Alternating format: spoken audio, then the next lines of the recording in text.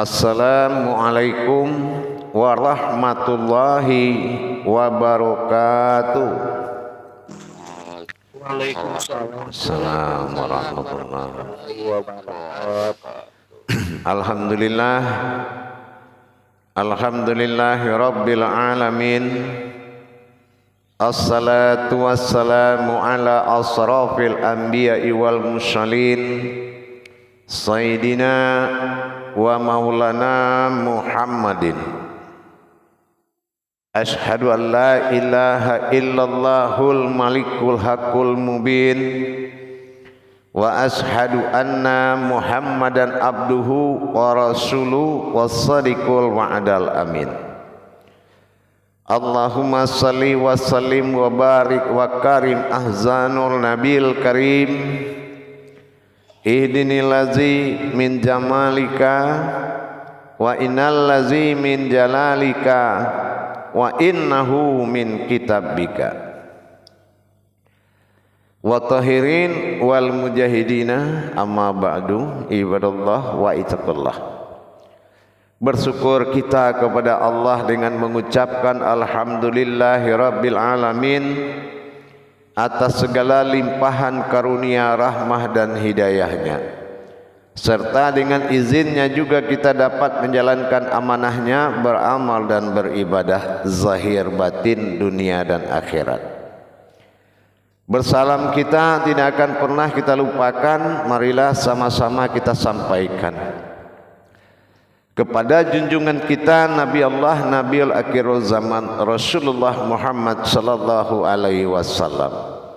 Atasnya kalimahnya kita kalamkan dengan membacakan bersama-sama Allahumma sholli ala sayyidina Muhammad wa ala alihi sayyidina Muhammad.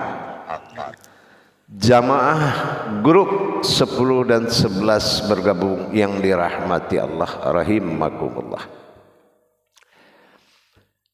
Kalaulah kita di dalam rangka mencapai titik ketuhanan diri kepada Allah yang sudah bernama, tentulah kita harus mengetahui makna-makna yang harus terkandung di dalam setiap perbuatan yang nyata.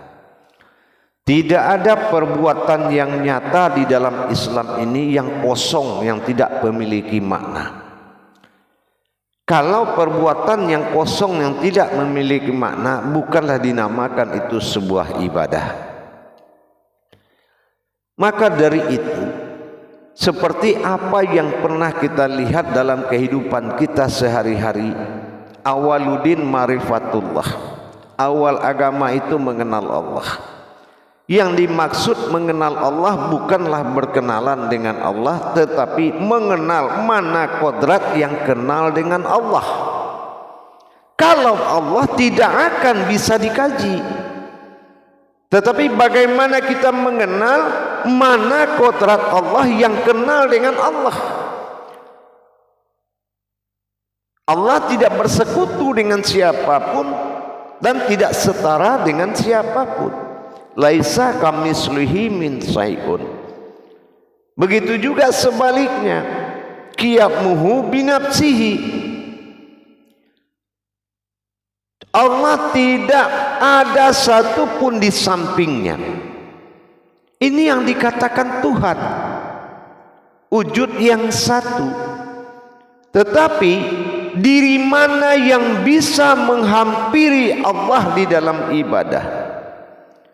Mana diri yang tidak bersekutu dengan Allah dikala kita menjalankan ibadah?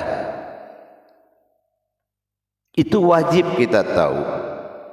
Yang kedua, jangan kita seperti dombanya Islam. Apa dombanya? Orang datang ke masjid, kita datang. Orang ruku, kita ruku. Orang sujud, kita sujud. Orang duduk, kita duduk. Orang pulang, kita pulang. Ini namanya domba Islam. Dia tidak tahu dan apa yang dia kerjakan. Maka Islam ini syariatul hulul haqiqah. Setiap perbuatan syariat itu mengandung makna. Duluan mana makna dari syariat? Kalau sudah duluan hakikat, berarti syariat itu adalah isyarat. Apa isyarat? Mengangkat tangan. Tapi itu isyarat, tapi isinya bukan tangan yang dia angkat. Begitu juga duduk, begitu juga berdiri. Kalau dia berdiri, bukan tubuh yang berdiri, itu namanya ibadah, yaitu diri yang berdiri. Mana diri yang didirikan, mana diri yang berdiri, dan mana diri yang sebenar-benar diri. Begitu juga sebaliknya, perjalanan tajalli Allah berupa solat sahadah langsung, tidak ada perwakilan, tidak ada perwakilan apapun. Yang namanya ibadah solat itu langsung. Maka kita wajib mengenal kerahasiaan Allah yang ada di dalam hakikatnya syariat. Kalau enggak, dari mana syariat itu dapat gerakan begini? Dari mana dia dapat sejarahnya gerakan melipat tangan? Kalau tidak ada ketentuan gerik dari Allah menuju gerak, disebut dengan fi'il menuju af'al. Itu yang dinamakan rukun. Jangan kita hafal rakaat tapi tidak hafal rukun. Terus apa yang digerakkan rakaat itu kalau rukunnya tidak tahu? Rukun itulah hakikat. Kita sudah bisa melihat apa yang terkandung di dalam setiap gerakan dan ucapan. Ini wahyu. Gerakan solat itu wahyu. Apa wahyu? Itu yang telah menjadi syafaat. Fikli, kauli, kolbi. Siapa yang bergerak, siapa yang berkata, dan di mana bergerak dan berkata. Makanya hal jamaah sekalian, nilai ibadah kalau sholat itu adalah dengan mengenal Allah. Kalau dikatakan mengenal Allah apa? Mengenal namanya. Setelah kita tahu siapa yang ada di dalam namanya, maka kita akan bertemu dengan sebuah diri. Diri itulah yang akan menunjukkan wujud Tuhan yang sebenarnya. Mencari nama ketemu diri, mencari diri ketemu Tuhan. Kenapa? Allah hanya mengatakan, wa fi anfusikum afala tubsirun. Aku ada di dalam dirimu sendiri. Diri yang mana? Inilah harus kita belajar. Kita lihat saudara-saudara kita yang tidak peduli dengan ibadah. Dia tidak tahu memisahkan mana amaliyah dan mana ibadah. Begitu tubuhnya menghadap kiblat dengan makna menghadap Ka'bah, tapi dirinya tidak menghadap Allah. Itu bagaimana jadi? Dia tidak bisa mendirikan Baitullah di dalam diri, karena dia tidak mampu memandang Baitullah yang ada di dalam Ka'bah dirinya. Mana Ka'bah Baitullah? Kalau Ka'bah jatuh ke syariat di atas tanah, maka markubah jatuh kepada jantung dalam hati, dalam diri. Mana alam Baitullah tempat kita sholat? Sudahkah kita tahu? Untuk kesempurnaan sebuah ibadah, kita ingat dulu 3 yang fardu dalam Islam. Apa 3 yang fardu? Awal diri adalah Tuhan, disebut ilah ba'dal tunggal wahid asal mula jadi. Yang kedua yang fardu, awaludin ma'rifatullah. Awal agama mengenal namanya Allah. Dapat namanya itu dapat diri, dapat Tuhan. Yang ketiga yang fardu apa? Inna lillahi. Alif asal dirimu jadi, maka kembalilah kamu menjadi alif. Inna lillahi. Apa alif itu? Kalau yang wajib yang 3 ini tidak bisa kita selesaikan, apa yang dimaksud bertuhan? Kalau yang 3 ini saja tidak bisa. Kita dinamakan sebuah umat setelah kita menyatakan ketuhanan Allah pada diri. Begitu juga Allah. Kalau dia sudah melihat kenyataan diri yang dia jadikan di dalam dirinya, maka jatuhlah kita menjadi seorang umat. Banyak umat Islam saudara kita di luar, niat baik ingin menghadap Allah. Semakin dia kerjakan ibadah itu tanpa ilmunya, faqulu mimbi khairi ilmin ya'malu wa amalahu maldudatul la tuhabalu. Beramal beribadah tanpa ilmu pengetahuan, maka amal ibadah itu akan dikembalikan oleh Allah, la tuhabalu, tidak akan diterima. Kenapa? Dia datang pakai jasad, Allah nggak ada jasadnya. Sama dia mau memikat kucing, memikat burung pakai kucing, yang ada burung kabur. Karena dia tidak tahu mana diri yang tidak bersekutu dengan Allah yang akan dia hadapkan di dalam sholat. Yang kelima, sudah tahu as-sajadah itu adalah nama surat dalam Al-Quran. Berarti kita harus persiapkan mana diri yang tidak berdosa menginjak as-sajadah. Di halaman 32 as-sajadah dibalik menjadi 23 halaman disebut dengan surat Al-Mu'minun. Hanya orang mukminlah yang bisa menaik ke sajadah setelah sampai ilmu kepadanya. Dia sudah tahu apa hakikat diri yang dibawa, diri mana yang tidak berdosa menginjak sebuah lembaran yang namanya as-sajadah. Begitu juga dengan wuduk, dia tidak tahu wuduk itu mensucikan, bukan membersihkan. Kalau membersihkan itu namanya istinja, tapi kalau membersihkan namanya taharah.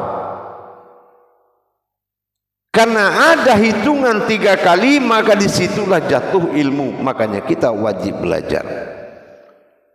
Apa yang dicuci pertama, apa yang dicuci kedua, apa yang dicuci yang ketiga. Mata batin kita harus melihat apa yang dikerjakan oleh gerakan jasad. Karena tidak ada gerakan jasad yang kosong kecuali gerakan makhluk. Makanya kita lihat para jamaah, kasihan orang yang datang kepada Allah tanpa ilmu. Udah jelas kablamu tu, antamu tu, dia tidak tahu apa yang dibuang, dia tidak tahu siapa yang dihadapi, dia lipat tangan, dia tidak tahu siapa yang mati. Akhirnya dia datang pura-pura mati. Datang pergi menginjak-injak sajadah, datang pergi membaca ayat dan melihat ayat. Kerjanya apa? Pergi ke masjid mengingat ayat. Yang kedua menghitung rakaat. Mana nilai Tuhan ibadah itu? Mana nilai Tuhanmu dalam ibadah? Karena kita tidak belajar apa itu sholat, marhalah muqarabah. Sholat itu adalah perbuatan rohani, bukan jasmani. Kalau rohani enak kita, begitu kita sakit, begitu kita ada halangan di perjalanan, rohani bisa melaksanakan kalau sudah tahu. Tapi kalau tidak tahu, akhirnya syariat menjadi peraturan. Syariat itu bukan peraturan jamaah. Syariat itu fikih, fikih itu al-faqah.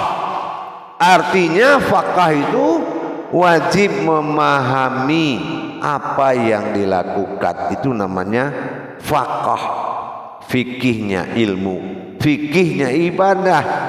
Kalau fikih syariat itu amaliyah.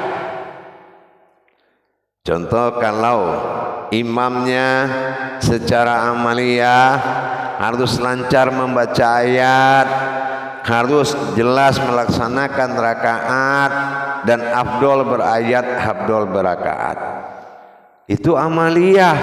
Tapi kalau ibadah, dia harus tahu imam itu mendirikan sholat dan jamaah mengerjakan sholat. Di mana hubungan batin antara jemaah dengan imam? Itu wajib dia tahu. Kenapa? Karena kita sudah memahami peningkatan ilmu. Tapi kalau kita tidak meningkatkan peningkatan ilmu, semua gerakan kita kosong. Kalau gerakan kita kosong, akibatnya apa? Setan akan mengisi pandangan kosong tadi. Maka kamu dibawa oleh setan jalan-jalan. Kita lagi sholat tapi kita sudah jalan-jalan. Akhirnya apa? Fardu ain. Sholat itu fardu wajib ain, menyaksikan atau melihat. Apa yang mau kita lihat, itulah hakikat dari pelaksanaan sholat tadi, fi'ilnya. Dan sholat itu adalah fi'ilullah, rakaatnya af'alullah. Sholat itu digerakkan oleh Allah. Jasmani yang bergerak, rohani yang menggerakkan. Inilah fi'ilullah wal af'alullah. Jangan bergerak sendiri. Jatuhnya apa? Sholatmu dipimpin oleh mayat. Apa mayat? Orang hidup akan mati. Tapi kalau rohani yang memimpin sholatmu, rohani tidak ada mati-matinya, kecuali markazi, zat kekal berpindah-pindah. Inna lillahi atau syaidina mursalin. Makanya harus belajar. Tolabul ilmi faridatul a'la kulli muslim. Belum kamu dikatakan muslim kalau belum belajar. Ingat, Allah ya karim, Nabil karim. Allah mengajar dan diajarkan oleh Rasulullah. Jamaah yang dirahmati Allah rahimakumullah, insyaallah. Baik, kita lakukan muzakarah tentang hakikat daripada syariat tadi. Karena bagaimanapun ibadah itu marhalah muqarabah, perbuatan rohani, bukan perbuatan jasmani. Jasmani adalah amaliyah, suatu jasad yang berbuat baik. Baik, kita adakan muzakarah. Salu muzakaratun fil jami'ati rahimakumullah. La ilaha illallah wallahu akbar. Silakan untuk juru tablik dulu sementara imamnya jemaah grup 11 untuk sementara. Silakan.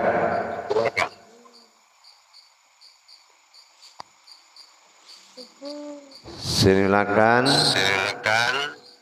ke jamaah untuk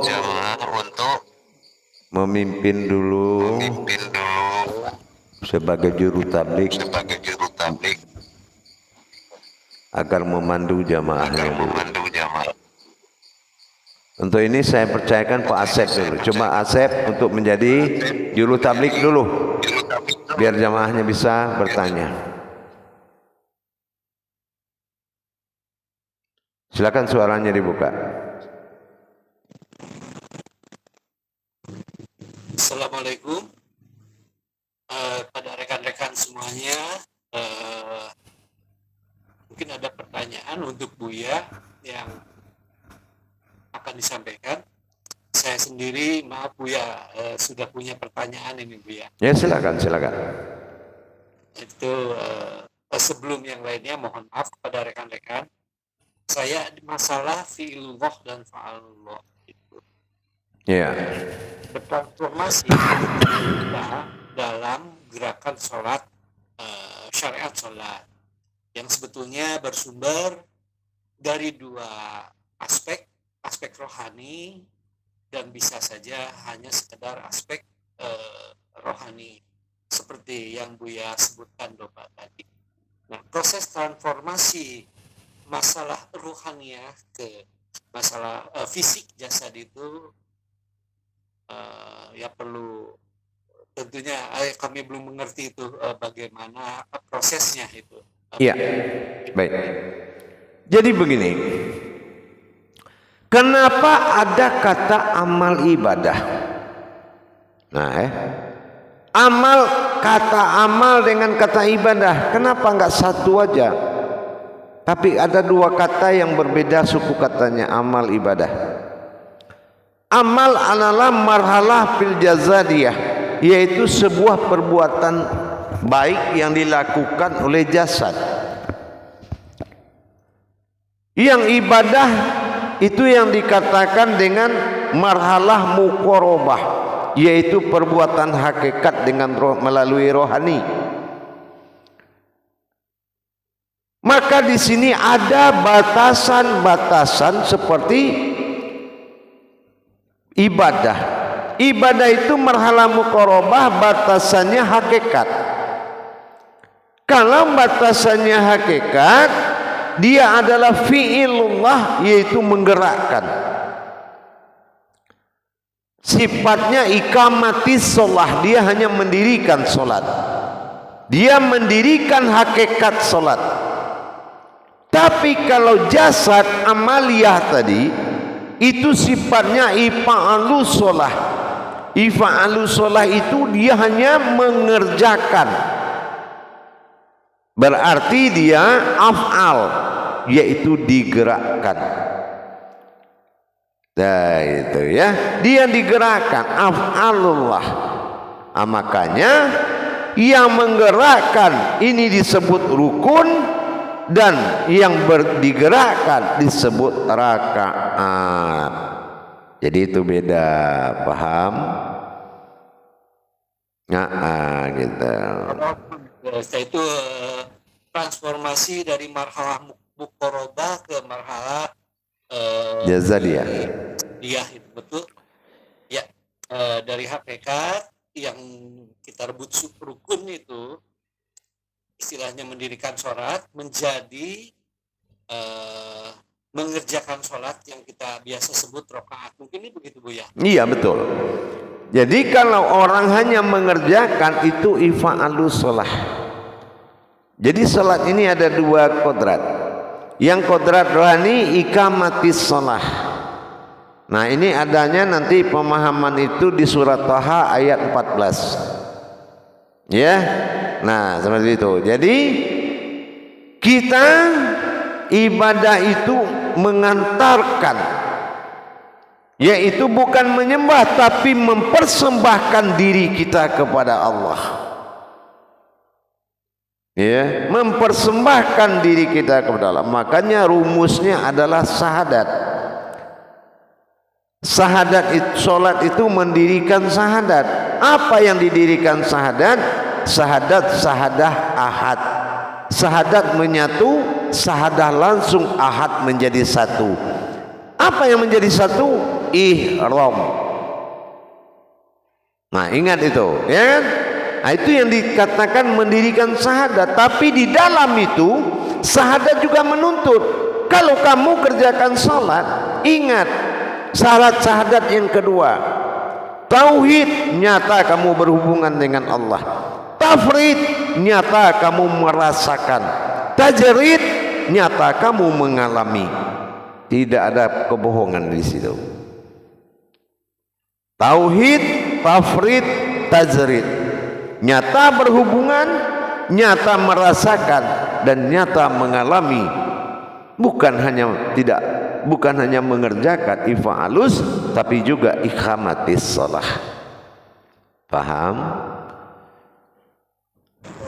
Insya Allah Buya paham perbedaan iqamati sholat sama itasawuf sholat. Nah, makanya ada iqamat. Mengerjakan sholat Ya. itu ya perbedaannya. Nah, iqamatis shalah itu apa? Itulah iqamat. Hayya 'alas shalah. Nah, ifa'alus shalah mana? Hayya 'alal falah. Gitu ya. Gitu. Jadi disinilah nyatanya nanti seperti apa yang pernah kita sampaikan, orang kalau mau kusyuk sesuai seperti surat Al-Mu'minin ayat 1, Al-Mu'min ayat 1 itu 1 dan 2. Kenapa bisa kusyuk? 4 syaratnya. Pertama adalah iman. Iman maksudnya apa? Ada yang diimani di setiap gerakan, bukan kosong. Yang kedua, Islam. Islam itu bukan agama. Islam itu din. Din itu memperjalankan diri. Dal adalah memperjalankan, alif Tuhan, diri itu nun, hayat. Jadi bagaimana kita memperjalankan diri rohani kita kepada Allah? Nah, itu harus belajar. Gitu ya.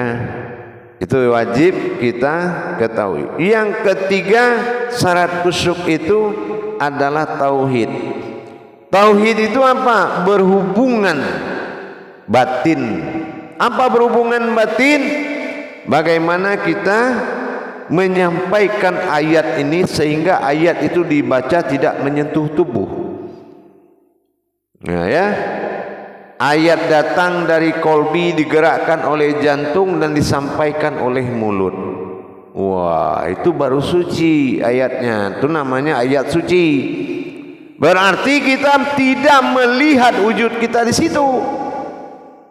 Makanya kata Allah, salat orang yang tinggi derajat ibadahnya salat ma'rifat. Salat ma'rifat apa? Bukan orang tidak salat hanya berma'rifat. Salat ma'rifat adalah seorang yang salat dia tidak lagi melihat dirinya, tetapi dia melihat wujud Allah dengan semata-mata.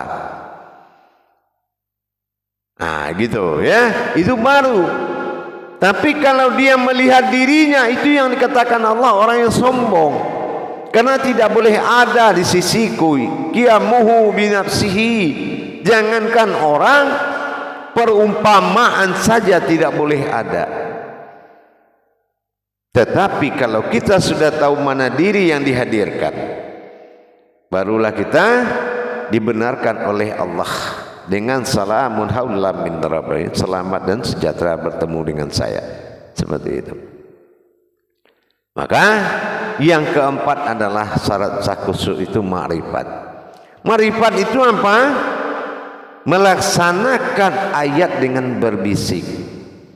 Ya, tidak boleh melaksanakan dengan nada yang keras bagi kita yang sebagai makmum atau jamaah. Kenapa berbisik? Setiap kita berbisik kodratnya huruf sin. Sin itu nas. Nas itu manusia atau umat. Itu adab namanya. Ada adab-adab yang harus dihargai, dijalankan. Bi abdihi darajatun fil ilmi. Adab itu lebih tinggi derajatnya daripada ilmu. Maka dari itu jamaah sekalian, jangan kita melakukan sesuatu yang belum ada ilmunya kecuali kita dalam masa belajar. Ya. Orang masa belajar itu kenapa dibaiat? Karena mursyid melindungi kepada Allah kelalaian dia karena dia dalam latihan dan belajar. Nah, gitu ya. Makanya ada baiat. Nah, berikutnya itu jamaah sekalian, banyak yang harus kita pahami. Apalagi kenapa 5 kali? Terus kenapa rakaatnya yang 17 itu beda-beda? Kenapa zuhur 4, kenapa asar 4, kenapa maghrib 3, kenapa isya 4, subuh 2? Dari mana asalnya? Apa hakikat dari balik itu semua? Dalam 17 rakaat ada 9 martabat Allah dalam syahadat. Bisa enggak kita mendapatkan martabat Allah dalam syahadat? Kemana dan bagaimana caranya? Nah begitu. Jadi banyak jamaah yang harus kita belajar. Enggak usah belajar yang lain-lain. Sempurnakan sholatmu, itu sudah selesai. Ngapain punya ilmu kemana-mana kamu kalau sholat aja nggak bisa? Cerita apa yang mau diceritakan dengan orang yang nggak bisa sholat? Betul nggak? Tambah lagi punya suami nggak tahu Tuhan, iya kan?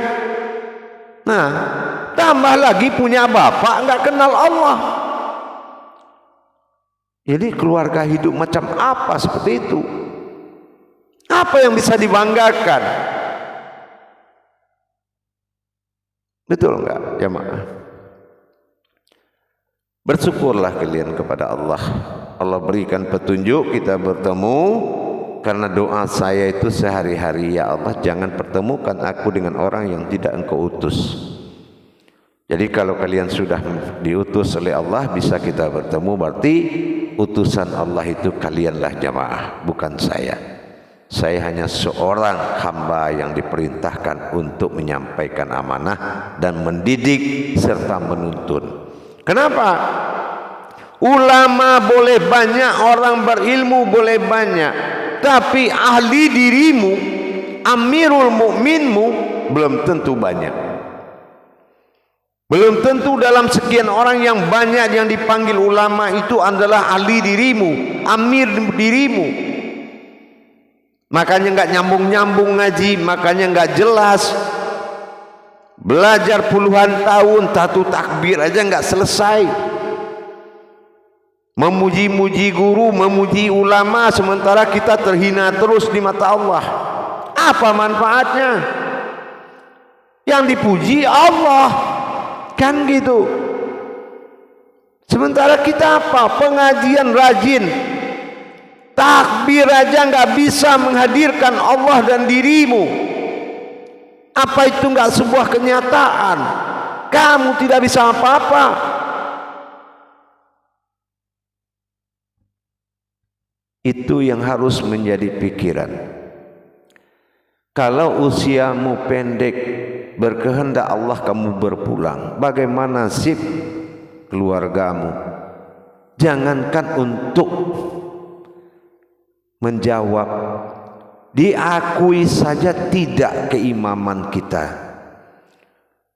Kalau kita nggak kenal Allah, nggak pernah dilihat Allah, istri kita ditanya man imama, mana kenal dia Allah. Istri nggak bisa jawab karena suaminya nggak kenal Allah, juga nggak pernah lihat dia. Tidak bermarifatullah, juga tidak bermarifatul ruh, tidak kenal sama sekali. Berbondong-bondong diajak masuk surga, rukun iman naik menggantikan rukun Islam. Apa jadinya? Di rukun Islam tidak ada himbauan rukun iman, tapi semua ceramah mau masuk surga, mati nggak mau. Betul nggak? Setiap hitam dihina jelek, setiap putih dipuji suci. Begitu dia puji suci, kita gelar kain kapan suruh masuk, nggak ada yang mau. Katanya suci. Dihinalah yang berwarna hitam, ternyata Ka'bah selimutnya hitam. Dia tidak tahu apa-apa makna di balik itu, tetapi dia sudah mengambil kesempatan mencari kehidupan di jalan Allah. Dia kenyang, orang lapar dan masuk neraka. Bertuhan itu dikala hidup. Hidup inilah mati. Ya. Apa mati? Kalau tidak ada Allah dengan kita, bagaimana kita bisa hidup? Betul nggak? Itulah nafas. Aku fa'batin, sesungguhnya. Ternyata nafas itu adalah batinnya Allah, bukan angin. Itu kita dirikan. Jadi manusia itu yang ilahi nas tidak mudah. Manusia yang berwujud kepada Allah ilahi nas itu tidak mudah. Harus dibangkitkan dan dibangun kekuasaan Allah di diri. Qul a'udzu birabbin nas, malik al-malikin nas. Baru bisa ilahi nas, baru bisa bertuhan. Tapi kalau kamu belum dikuasai oleh Allah, belum bangkit Allah sebagai Tuhan di dirimu, Allah memang Tuhan tapi belum tentu Tuhanmu. Betul enggak? Insya Allah jamaah. Demikian paham kira-kira Imam? Insya Allah Buya. Boleh satu lagu Buya nih? Iya, silakan.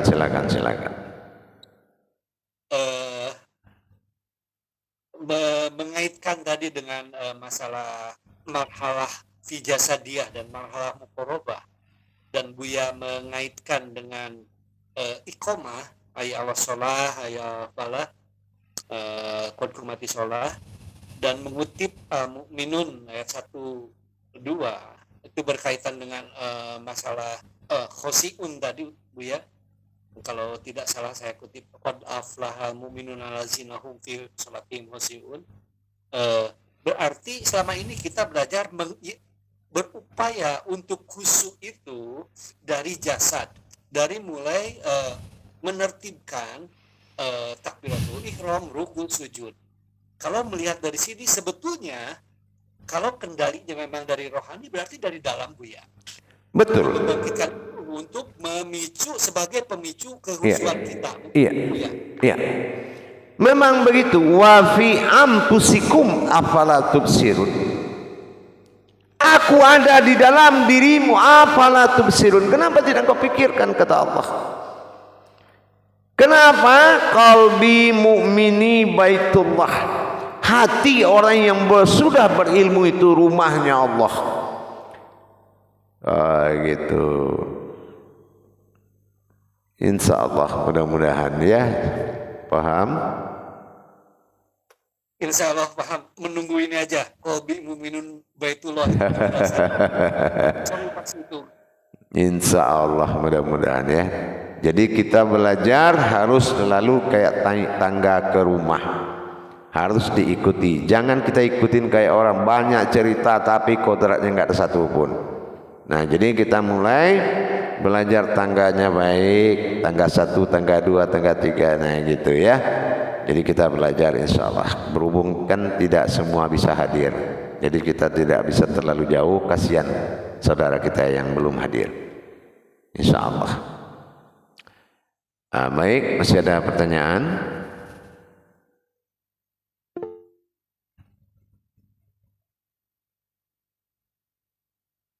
Ya baik, silakan. Assalamualaikum warahmatullahi wabarakatuh, Buya. Waalaikumsalam warahmatullahi wabarakatuh.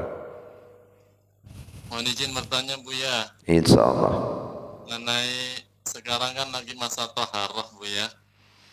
Jadi apa namanya?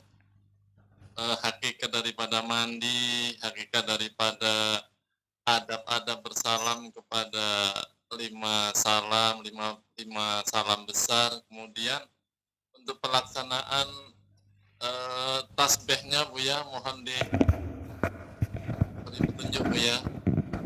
Maksud pelaksanaan tasbihnya? Iya, maksud pembacaan tasbihnya kan sekarang sementara belum ada pandangan Buya. Maksudnya bagaimana kita melaksanakannya seharusnya dalam pembacaan tasbih itu, bagaimana pandangan di saat kita melaksanakan Buya? Ya, di dalam aturan sifat taharoh itu, ta itu ibadah, ha itu aras, roh itu hidup. Jadi taharoh itu memsucikan hidup ya, membersihkan hidup, kodrat hidup. Jadi taharoh ini memiliki subhana Allah.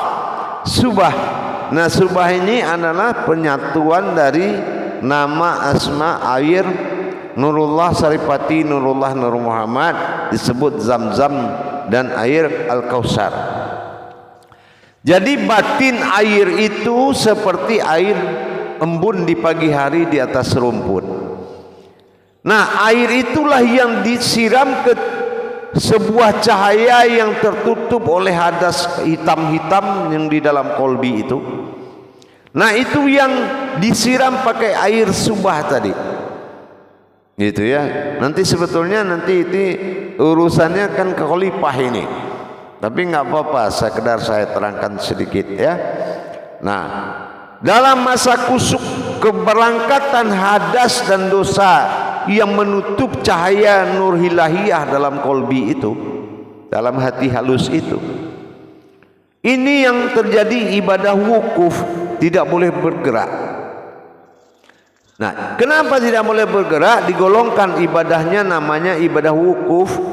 Nanti hadas-hadas itu akan berangkat dari kolbi dan akan melalui persendian diri. Makanya agak sakit sekali ya, pegalnya, kaki pegal, kepala berat, pikiran melayang, ada yang oyong segala macam, berat kepala, nunduk segala macam. Itu karena persendian kita yang dihuni oleh syaitan itu. Syaitan itu menghuni di persendian. Nah, itu yang membuat kita bertahan. Kuat mana kita memandang perjalanan air itu dengan rasa pegal, lemas, berat. Nah, itu perjuangan atau mujahadahnya.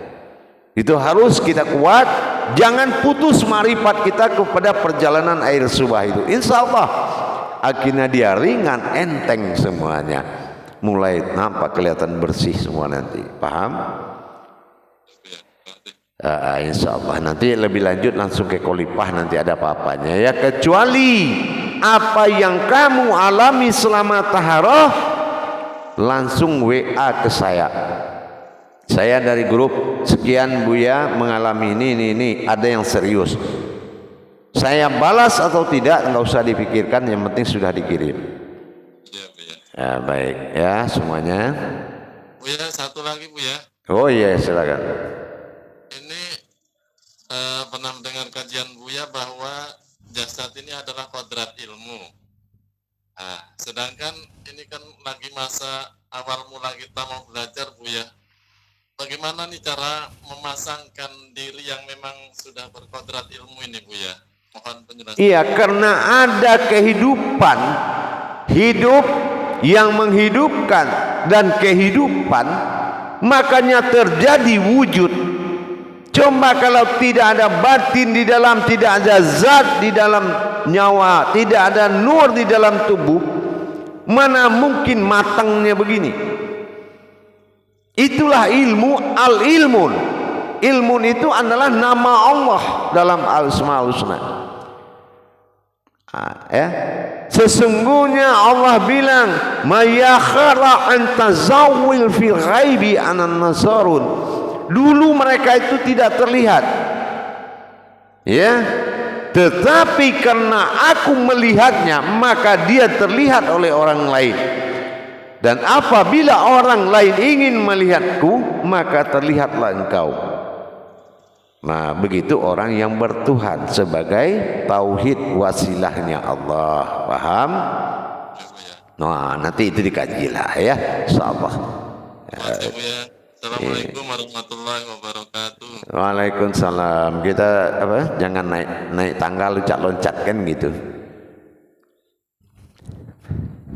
Begitu jemaah sekalian ya.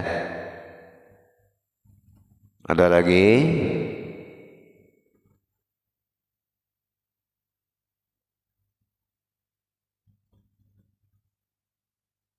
Baik, silakan bagi yang ingin bertanya, karena juru tabliknya belum ada, jadi susah saya melihatnya.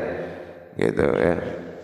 Assalamualaikum warahmatullahi wabarakatuh Buya. Waalaikumsalam warahmatullahi wabarakatuh.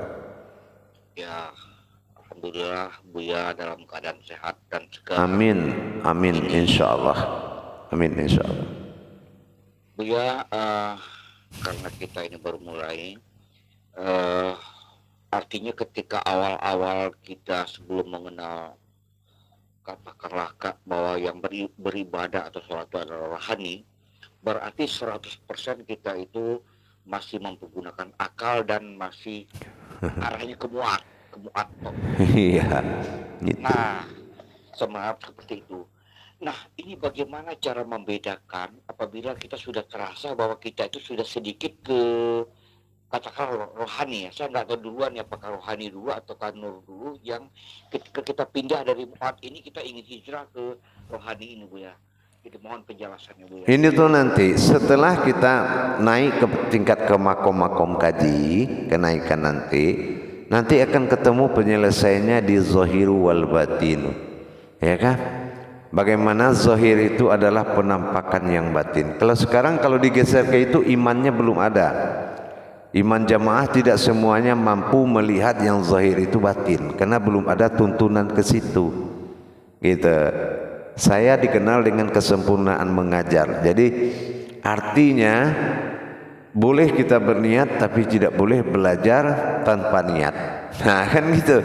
Jadi insya Allah nanti kita akan sampai ke situ. Karena apapun adanya ini semuanya adalah al-insan nisyiri wa nasirhu. Ya, semuanya adalah wujud rahasia Allah semata. Paham? Insya Allah. Iya, insya Allah. Assalamualaikum warahmatullahi wabarakatuh. Waalaikumsalam warahmatullahi wabarakatuh.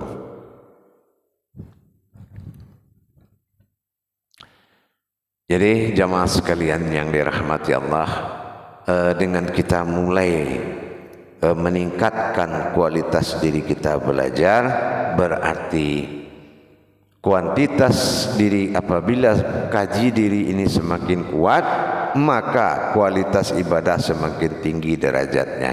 Karena kita sudah bisa membedakan 7 tingkat kehadiran, 7 tingkat makna. Selagi Al-Fatihah itu bersifat 7, berarti 7 tajalli Tuhan dalam setiap kodrat. Jadi itu ada 7 tingkat. Solat itu pun 7 tingkat. Jadi inilah keberuntungan orang-orang yang berilmu. Dia mau dalam tingkat apapun, tergantung hatinya di saat itu. Yang penting 3 kodrat alif tidak merubah alif, tetapi kodrat ada berubah 3, tapi alif tidak berubah. Itu a i u atau ha hi hu atau ah i u. Nah, nanti boleh kita pilih bagaimana kita menikmati kebesaran Allah itu. Paham? Nah, baik jamaah semuanya, insyaallah alhamdulillah kita sudah bertemu dari tayangan pertama. Berhubung jamaah yang lain dalam kondisi pemilu atau ada yang petugas TPS dan di mana-mana lagi pesta rakyat, kita doakan mudah-mudahan yang terbaik bagi manusia itu sekarang dalam pemilihan ini adalah yang terbaik bagi Allah. Mudah-mudahan seperti itu. Kita tidak akan pernah menghinakan sedikit pun siapapun. Kenapa? Kita tidak melihat, bukanlah seorang pemimpin itu dilihat dari mana asalnya dia, tapi yang penting dari mana dia belajar tentang apa yang dia kerjakan. Itu aja. Kalau dia belum belajar, jangan sampai kepemimpinan dia, tempat dia baru belajar. Itu yang kita harapkan, karena kita kasihan kepada masyarakat dan umat-umat kita, umat-umat Allah. Mudah-mudahanlah kita doakan semoga yang terbaik buat Allah dalam kejadian semua ini. Mudah-mudahan itu adalah tidak lepas dari pandangan Allah. Mana yang terbaik bagi kita, mudah-mudahan terbaik buat Allah. Insya Allah jamaah sekalian, karena kita kehadiran dari 2 grup ini belum sempurna, karena baru awal, tolong nanti petugas-petugas atau yang dikatakan pimpinan dan jamaah-jamaah yang telah dipercayakan untuk mengadakan pendekatan kepada jemaah-jemaah yang ada semuanya 2 grup ini untuk fastabiqul khairat, bagaimana kita berlomba dan berlomba dalam kebaikan, dalam menuju martabat Allah dalam diri kita. Insyaallah mudah-mudahan selamat menikmati dan beribadah di jalan kita di makom majelis zikir ma'rifatullah. Tentunya dalam tayangan siarnya YouTube Buya Pasaman Timur ini kita ajak semua umat untuk lebih meningkatkan pemahaman diri kepada Allah demi meningkatnya iman dan takwa kita dalam hidup dan beribadah. Paham? Karena mungkin karena kita belum tahu, dulu kita sok tahu karena kita belum tahu, kan gitu. Nah, dulu kita nggak tahu diri, terus kita belajar mencari diri, akhirnya kita kehilangan diri. Yang ada hanya sesuatu yang berdiri, itu yang kita cari. Paham? Jaga nama baik, jangan hanya waktu belajar begini pakai surban atau bagaimana, di rumah tukang bentak istri, marah kali istri, sekarang tolong nama kita, nama baik kita tuh dijaga. Ente sudah masuk ke lingkungan besar, ya, menjadi jamaah saya itu masuk ke lingkungan besar, dukungan puluhan negara. Jadi tolong jagalah harkat dan martabat Allah dengan bersikap hidup dan belajar menikmati hidup, bukan menyesali hidup. Dan apabila kita mengalami kesulitan, jangan berdoa minta kemudahan, tapi mintalah kekuatan dalam menghadapi kesulitan. Yang ketiga, pesan saya, kalau tidak tahan sulitnya belajar, maka tahanlah susahnya hidup. Pegang kata-kata saya itu, insya Allah, mudah-mudahan, insya Allah ya jamaah. Untuk pertemuan kita malam ini saya akhiri dengan akhirul kalam, wabillahi taufiq wal hidayah. Wassalamualaikum warahmatullahi wabarakatuh. Waalaikumsalam warahmatullahi wabarakatuh.